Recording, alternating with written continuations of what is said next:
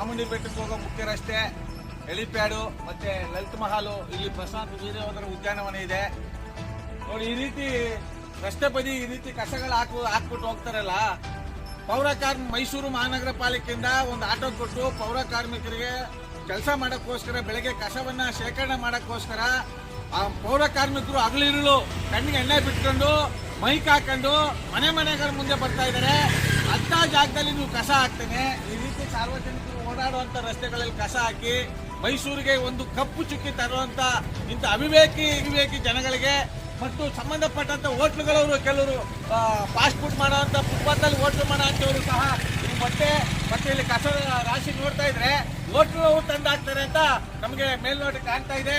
ದಯಮಾಡಿ ಸಂಬಂಧಪಟ್ಟಂತ ಮೈಸೂರು ಮಹಾನಗರ ಪಾಲಿಕೆ ಅಧಿಕಾರಿಗಳೇ, ನಿಮಗೆ ಕೈ ಮುಗಿದು ಕೇಳ್ತಾ ಇದ್ದೀನಿ ನೋಡಿ, ಇಲ್ಲಿ ಏನು ಕಸಗಳು ಎಲ್ಲೆಲ್ಲಿ ಈ ರೀತಿ ಸುರಿತಾ ಇದಾರೆ, ನಿಮ್ಮ ಸಿಬ್ಬಂದಿ ವರ್ಗದವ್ರನ್ನ ಕಳಿಸಿ ಒಂದು ಮೊಬೈಲ್ ಅಲ್ಲಿ ವಿಡಿಯೋ ಮಾಡಿಸಿ ಯಾರು ಹಾಕ್ತಾರೆ ಅವರ ವಿಳಾಸನ ತಿಳ್ಕೊಂಡು ಈ ಕಸನೆಲ್ಲ ತಗೊಂಡೋಗಿ ಹೋಟ್ಲವರಾದ್ರೆ ಹೋಟ್ಲ್ ಮುಂದೆ ಹಾಕಿ, ಮತ್ತೆ ಮನೆಯವ್ರು ಏನಾದ್ರು ಹಾಕಿದ್ರೆ ಮನೆ ಮುಂದೆ ಹಾಕಿ ಅವ್ರಿಗೆ ಕನಿಷ್ಠ ಪಕ್ಷ ಒಂದು 50 ರಿಂದ 1 ಲಕ್ಷ ದಂಡ ವಿಧಿಸಿ.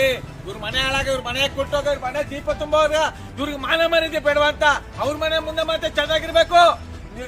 ಸಾರ್ವಜನಿಕರು ಓಡಾಡೋ ಜಾಗದಲ್ಲಿ ಮೈಸೂರು ಸಾಂಸ್ಕೃತಿಕ ನಗರ, ಅರಮನೆಗಳ ನಗರ, ರಾಜಮನೆತನ ನಗರ, ನಾಡ ದೇವತೆ ಜಗನ್ಮಾತೆ ಚಾಮುಂಡೇಶ್ವರಿಗೆ ಹೋಗುವಂತ ಇಂಥ ಮುಖ್ಯ ರಸ್ತೆಗಳಲ್ಲಿ ಇಂಥ ಪೋರ್ಟೊಂಟಿಗಳು, ಇಂಥ ಅವಿವೇಕಿಗಳು, ಇಂಥ ಸ್ವಾರ್ಥಿಗಳು ಈ ರೀತಿ ಮಾಡಿದರೆ ಅಂದ್ರೆ ಸಂಬಂಧಪಟ್ಟಂತ ಮೈಸೂರು ಮಹಾನಗರ ಪಾಲಿಕೆ ಅಧಿಕಾರಿಗಳಲ್ಲಿ ಮನವಿ ಮಾಡ್ತಾ ಇದ್ದೀನಿ.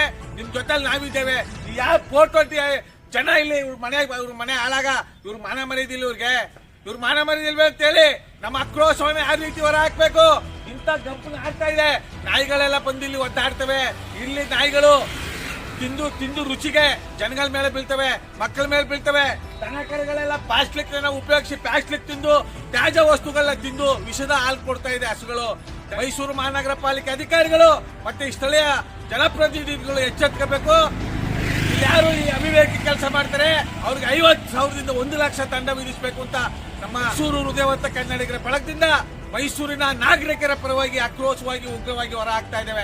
ಬೇಕೇ ಬೇಕು, ನ್ಯಾಯ ಬೇಕು, ಬೇಕೇ ಬೇಕು, ನ್ಯಾಯ ಬೇಕು. ಈ ಕೂಡಲೇ ಸಂಬಂಧಪಟ್ಟಂತ ಅಧಿಕಾರಿಗಳು ಇವ್ರ ಮೇಲೆ ಕಾನೂನು ಕ್ರಮ ಕೈಗೊಳ್ಳಬೇಕು ಅಂತ ಮತ್ತೊಮ್ಮೆ ಆಗ್ರಹಿಸುವುದರ ಮೂಲಕ ನಮ್ಮ ಆಕ್ರೋಶವನ್ನು ಹೊರ ಹಾಕ್ತಾ ಇದ್ದೇವೆ.